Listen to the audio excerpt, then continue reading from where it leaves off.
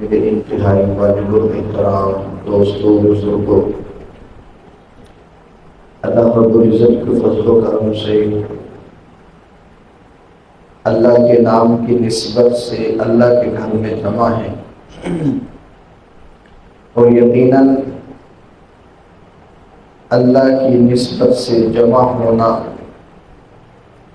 یہ باعث برکت بھی ہوتا ہے اور باعث خیر بھی ہوتا ہے۔ دنیا کے اندر بھی یہ جمع ہونا فائدہ مند ہے، اور جب انسان کی آنکھ بند ہو جاتی ہے اور آخرت کی آنکھ کھل جاتی ہے تو اس جہان کے اندر بھی اللہ رب العزت کے نام کی خاطر جمع ہونا انسان کو فائدہ دیتا ہے۔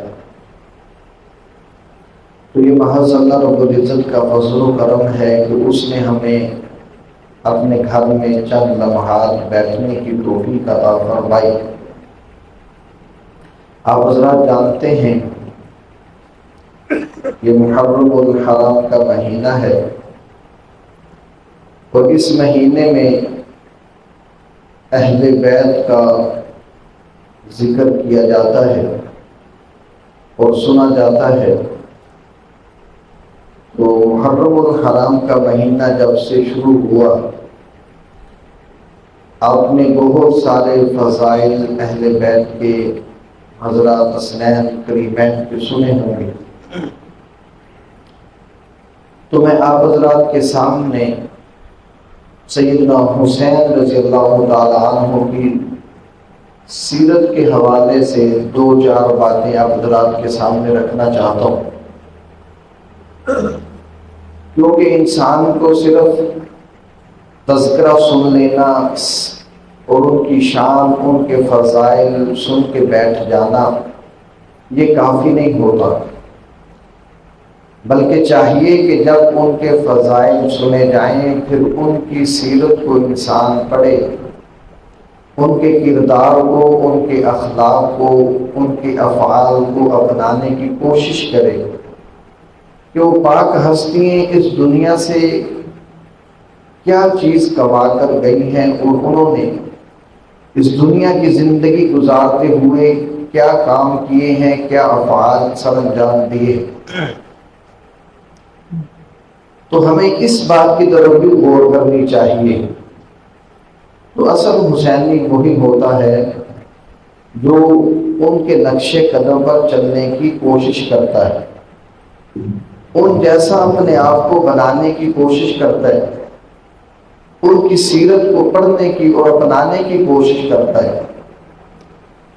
تو حضرت حسین رضی اللہ تعالی عنہ کی سیرت لکھنے والوں نے تین چار باتیں ان کے حوالے سے ان کی سیرت میں لکھی ہیں۔ فرمایا کثیر الصلاۃ والصوم والصدقۃ والحج وافعال الخیر، کہ حضرت حسین رضی اللہ تعالی عنہ بہت زیادہ نماز پڑھنے والے، بہت زیادہ روزے رکھنے والے، بہت زیادہ اللہ کے راستے میں مال خرچ کرنے والے اور کثرت سے حج کرنے والے تھے، اور فرمایا وافعال الخیر، اور خیر کے کاموں میں بہت آگے بڑھنے والے تھے۔ تو اب ہم نے دیکھنا یہ ہے کہ یہ جو چیزیں حضرت حسین رضی اللہ تعالی عنہ کی سیرت سے ہمیں ملتی ہیں، کیا یہ ہماری زندگی کے اندر بھی پائی جاتی ہیں یا نہیں؟ اگر یہ چیزیں ہمارے اندر موجود ہیں تو پھر تو ہم اللہ کا شکر ادا کریں، اور اگر یہ چیزیں ہمارے اندر نہیں پائی جاتی تو پھر ہم اہل بیت کی زندگی سے، حضرت حسین رضی اللہ تعالی عنہ کی سیرت سے ہٹ کر زندگی گزار رہے ہیں، تو پھر ہمیں اس پر فکر کرنی چاہیے۔ فرمایا کثیر الصلاۃ، حضرت حسین رضی اللہ تعالی عنہ بہت کثرت سے نماز پڑھنے والے تھے۔ کتنی کثرت سے نماز پڑھنے والے؟ لکھا گیا، ابن عساکر رحمہ اللہ نے تحریر کیا کہ ایک دن کے اندر 1000 رکعات نماز نفل حضرت حسین رضی اللہ تعالیٰ عنہ ادا کیا کرتے تھے۔ تو اب دیکھیں ان کی شان کتنی ہے، عظمت کتنی ہے۔ حضور صلی اللہ علیہ وسلم خود ارشاد فرما چکے ہیں، الحسن والحسین سیدا شباب اہل الجنہ، کہ حسن اور حسین جنتی نوجوانوں کے سردار ہیں۔ تو جنتی نوجوانوں کے سردار ہونے کی بشارت حضور کی زبانی سن چکے ہیں، پھر بھی عبادت کے اندر کتنی کثرت کرتے ہیں۔ فرمایا کہ ایک دن کے اندر 1000 رکعات نماز نفل ادا کیا کرتے۔ تو یہ کیوں نہ ہو کہ ہم بھی ان کی سیرت کو اپنائیں اور کوشش کریں کہ 1000 رکعات اگرچہ ہم نہ پڑھ سکیں لیکن جتنی زیادہ سے زیادہ ہو سکے ہم بھی نفلوں کا اہتمام کریں۔ فرض نماز تو پڑھنی ہی پڑھنی ہے، اس کے ساتھ نماز نفل کی بھی ذرا اہتمام کریں۔ حدیث مبارکہ کے اندر آتا ہے، اللہ رب العزت خود ارشاد فرماتے ہیں، حدیث قدسی ہے، فرمایا کہ میرا بندہ جب نوافل ادا کرتا ہے تو وہ میرے قریب ہوتا چلا جاتا ہے اور اس کو میرا قرب نصیب ہو جاتا ہے۔ تو جس آدمی کو اللہ کا قرب نصیب ہو جائے تو اس کی دنیا بھی کامیاب ہو جاتی ہے، آخرت بھی کامیاب بن جاتی ہے۔ اور اللہ رب العزت نے قرآن کریم کے اندر ارشاد فرمایا، وَإِن مِّن شَيْءٍ إِلَّا يُسَبِّحُ بِحَمْدِهِ، کہ ہم نے جو چیز بھی پیدا کی ہے وہ اللہ رب العزت کی تسبیح بیان کرتی ہے۔ فرمایا دنیا کے اندر کوئی چیز ایسی نہیں ہے جو ہماری حمد بیان نہ کرتی ہو۔ تو مفسرین نے لکھا اس آیت مبارکہ کے تحت کہ اللہ رب العزت ارشاد فرماتے ہیں کہ ہر چیز اللہ کی تسبیح بیان کرتی ہے۔ تو ہر چیز کے اندر تو گدھا بھی شامل ہے، کتا بھی شامل ہے، خنزیر بھی شامل ہے، کیا یہ چیزیں بھی اللہ کی تسبیح بیان کرتی ہیں؟ مفسرین نے لکھا کہ ہاں، یہ چیزیں بھی اللہ کی تسبیح بیان کرتی ہیں، اور پھر ان کی تسبیح بھی تحریر کی گئی۔ فرمایا کہ گدھا تسبیح کیا کرتا ہے؟ گدھا اللہ رب العزت کی تعریف اس طرح کرتا ہے، حمد اس طرح بیان کرتا ہے کہ الحمدللہ الذی جعلنی حمارا ولم یجعلنی کلبا، کہ اے اللہ میں آپ کی تعریف کرتا ہوں اس بات پر کہ آپ نے مجھے گدھا بنایا ہے، کتا نہیں بنایا۔ فرمایا کہ پھر کتے کی تسبیح کیا ہے؟ فرمایا کتا اللہ رب العزت کی یوں تسبیح بیان کرتا ہے، الحمدللہ الذی جعلنی کلبا ولم یجعلنی خنزیرا، کہ اللہ آپ کا شکر ادا کرتا ہوں کہ آپ نے مجھے کتا بنایا ہے، خنزیر نہیں بنایا۔ تو فرمایا کہ خنزیر کیا تسبیح بیان کرتا ہے؟ کہ خنزیر کہتا ہے الحمدللہ الذی جعلنی خنزیرا ولم یجعلنی تارک الصلاۃ۔ فرمایا کہ خنزیر کہتا ہے یا اللہ میں آپ کی اس بات پر تسبیح بیان کرتا ہوں کہ آپ نے مجھے خنزیر بنایا ہے، بے نمازی نہیں بنایا۔ تو بے نمازی سے خنزیر بھی اللہ رب العزت کی پناہ پکڑتا ہے۔ تو ہمیں اب غور یہ کرنا ہے کہ ہم کتنی نمازوں کا اہتمام کرتے ہیں، کیا ہم بھی نمازوں کا اہتمام کرنے والے ہیں یا نہیں؟ کبھی ہمارے دل کے اندر بھی اس بات کی فکر پیدا ہوئی ہے یا نہیں کہ ہماری کتنی نمازیں فوت ہو رہی ہیں؟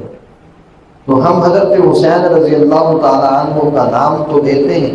لینا بھی چاہیے اور ضرور لینا چاہیے، لیکن ان کی سیرت بھی اپنانی چاہیے۔ حضرت حسین رضی اللہ تعالیٰ عنہ تو ایک دن کے اندر 1000 رکعت نماز نفل ادا کرتے ہیں،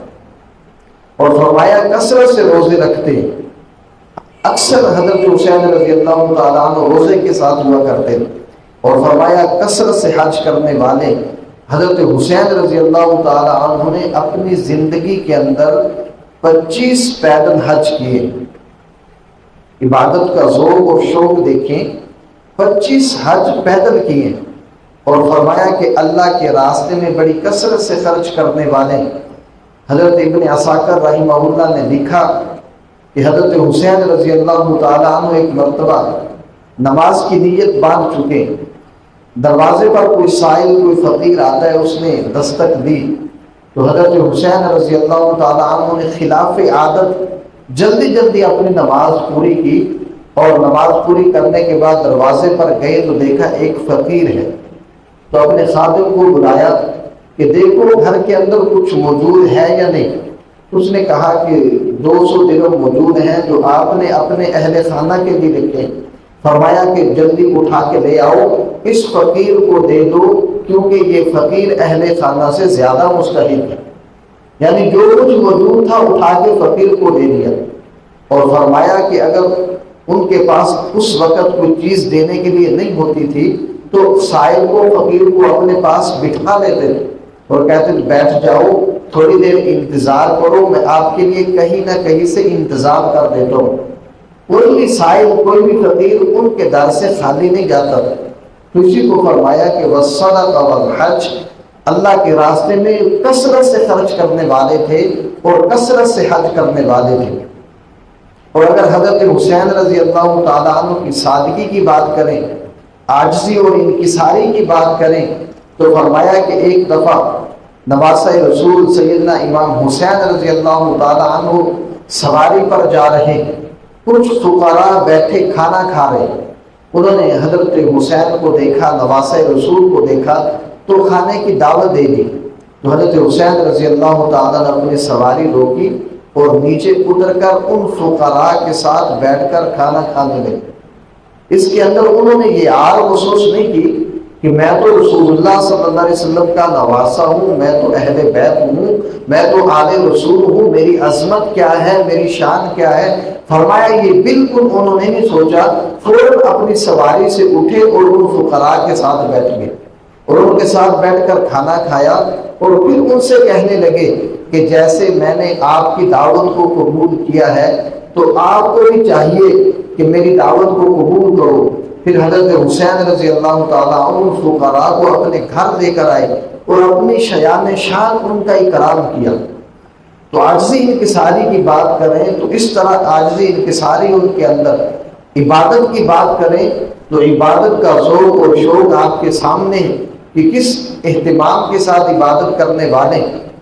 آخری بات حضرت حسین رضی اللہ تعالیٰ عنہ کی عاجزی پر کر کے بات کو ختم کر رہا ہوں۔ حضرت حسین رضی اللہ تعالیٰ عنہ کے ایک بھائی ہیں محمد بن علی، یہ حضرت حسین رضی اللہ تعالیٰ عنہ کے باپ شریک بھائی ہیں، یعنی حضرت فاطمہ کے بطن سے نہیں ہے، کسی اور بیوی کے بطن سے ہے۔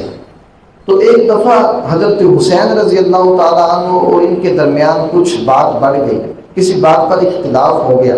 تو حضرت حسین رضی اللہ تعالیٰ عنہ ناراض ہو کے وہاں سے اٹھ گئے اور محمد بھی اپنے گھر چلے گئے۔ انہوں نے گھر جا کے حضرت حسین رضی اللہ تعالیٰ عنہ کو خط لکھا کہ جو عظمت اللہ رب العزت نے آپ کو عطا کی ہے وہ مجھے نہیں ہے، اگرچہ میں بھی حضرت علی کا بیٹا ہوں، آپ بھی حضرت علی کے بیٹے ہیں، لیکن آپ کی والدہ رسول اللہ کی بیٹی ہیں اور لاڈلی بیٹی ہیں، اور میری والدہ رسول اللہ کی بیٹی نہیں ہے، اس لیے آپ کی عظمت اور آپ کا مقام جو اللہ رب العزت نے آپ کو عطا کیا میرے پاس نہیں ہے۔ تو کہنے لگے، انہوں نے خط کے اندر لکھا کہ آپ کو چاہیے کہ آپ میرے پاس آئیں اور مجھے آ کر راضی کریں۔